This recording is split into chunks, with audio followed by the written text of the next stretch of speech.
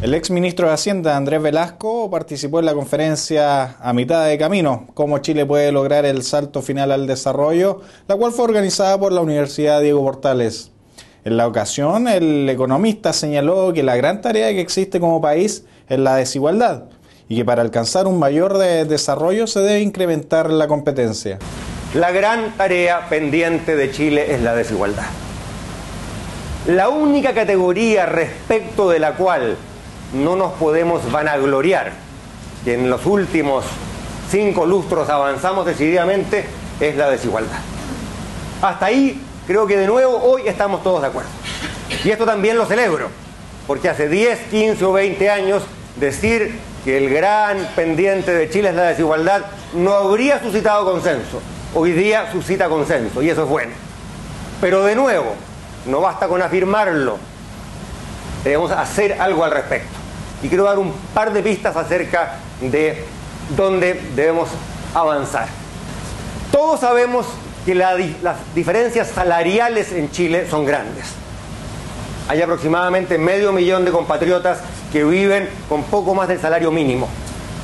Hay compatriotas que ganan 10 millones de pesos o más. Y esa brecha a todos nos preocupa, a todos nos duele.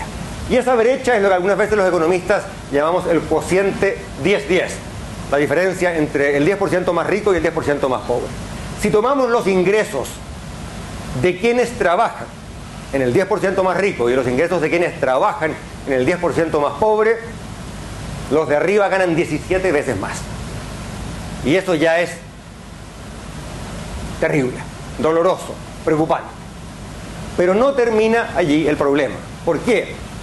Porque noten ustedes que yo dije quiénes trabajan, pero no les dije a ustedes cuántas personas tienen la oportunidad de trabajar en cada uno de esos hogares.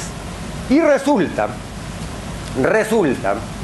que en los hogares más pobres de Chile hay 0,5 puestos de trabajo por hogar. Es decir, hay que reunir 2 familias para que haya un puesto de trabajo. Lo repito, hay que reunir 2 familias para que haya un puesto de trabajo. Por contraste, en el 10% más rico de Chile hay casi 2 puestos de trabajo por familia. Es decir, casi 4 veces más. Y por lo tanto, si yo tomo los ingresos totales de las familias, que toman en cuenta el hecho de que varía el número de personas que trabajan, la brecha no es 17 veces, la brecha es 46,2 veces. Y además, ese no es el fin del problema. ¿Por qué? Porque resulta que el tamaño de los hogares varía. En los hogares con padres de menor educación, por ejemplo, con menos años de escolaridad, las familias suelen ser más grandes. Y por lo tanto, lo que realmente importa son los ingresos de la familia per cápita, por persona. Y si yo hago ese cálculo y tomo en cuenta la variación en el tamaño de las familias, 78,5 veces es el múltiplo de lo que ganan por persona los hogares más ricos de Chile cuando los comparamos con los hogares más pobres de Chile. 78,5. Ahora, ¿por qué planteo esto? Primero, porque es un llamado ético insoslayable, urgente. Pero segundo, porque plantearlo así, a mi juicio, nos da pistas sobre cuál es una de las avenidas respecto de las cuales, a mi juicio al menos, hemos discutido demasiado poco. Es la creación de empleo. Ese hecho de que en los hogares más pobres de Chile hay que juntar a 2 familias para tener un hogar. ¿Por qué habría uno de pensar que el tema de la competencia es uno de los centrales a la hora de preguntarse qué debe hacer Chile para llegar al desarrollo? Además, la competencia, cuando un economista la plantea, siempre hace que la gente levante la ceja, ¿no? Porque la competencia es esa cosa que le gusta a los economistas, que al resto del mundo no le gusta, y por lo tanto, cuando un economista dice más competencia, la gente razonablemente se muestra escéptica. Pero a ver si los puedo convencer que un poquito más de competencia sería bueno. Sería bueno por 2 razones. Sería bueno primero porque le brindaría a los ciudadanos mejores servicios a menor precio.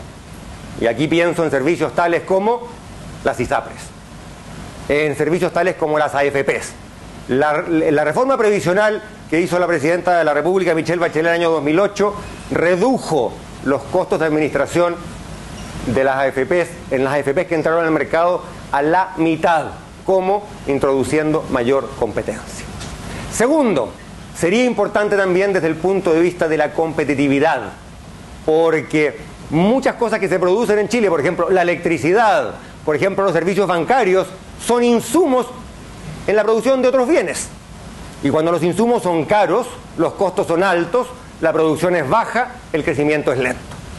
Por lo tanto, quiero mostrarles un gráfico que viene del último informe de la OCDE, o OSD, como ustedes quieran, de Chile. Este es el informe país que hace la OCDE para todos sus países miembros, creo que una vez al año.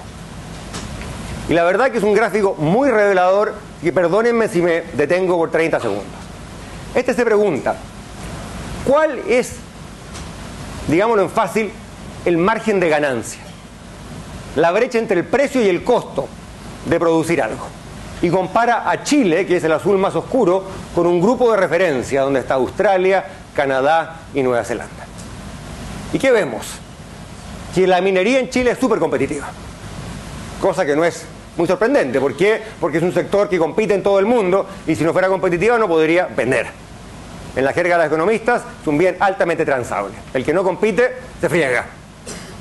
Pero si miramos las manufacturas, si miramos el comercio y si miramos el transporte y las comunicaciones y otros servicios como los financieros, en todos estos sectores las tasas, quiero decirlo con mucho cuidado, el promedio entre el ingreso operativo y los ingresos totales, es una manera de reducir la tasa de rentabilidad.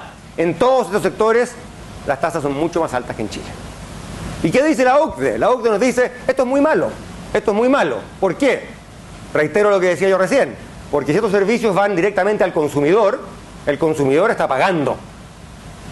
Y una de las razones por las cuales hoy día en Chile tenemos un gran malestar de las clases medias es que las clases medias perciben en su bolsillo y en su vida cotidiana lo que este gráfico nos muestra de modo bastante más sintético, que efectivamente hay un colchón en ese precio que paga el ciudadano que va al bolsillo del proveedor de servicios. ¿Por qué? Porque la competencia en muchos de estos sectores es insuficiente.